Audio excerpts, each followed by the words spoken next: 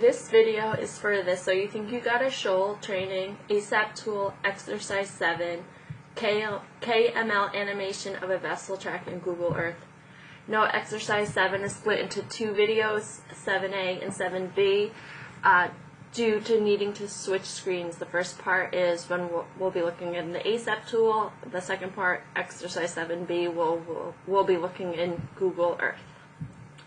Before starting, you need to have an AISAP account with a username and password and have Google Earth Pro installed on your computer. The exercise goal is to export data as a KML file and make an animation in Google Earth. This example is for the Dredge Columbia for the time period of April 20th to May 10th, 2019. Step 1 is to log into AISAP. You can see I'm on the AISAP site, and I entered my email and password, and then I click Login. Step 2, under data request, so that's in the top black bar, I'm going to hit the down arrow and choose Query Tool.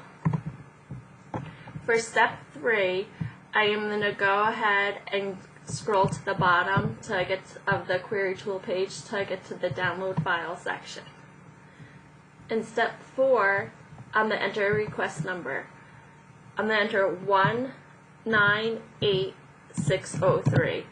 If you have done the exercise about submitting a query, you would know this is a query request number. So a query was submitted previously for data for the Dredge Columbia, and for that query, the box include KML track lines was selected. If this isn't selected, you can't do KML track lines. So if you want KML track lines for a query, make sure you do check that box. Step 5 is to click on the Vessel Track Zip Lines button. That's the very last button. A file is going to download. You can save it into a file of your choice. And then you would click Save.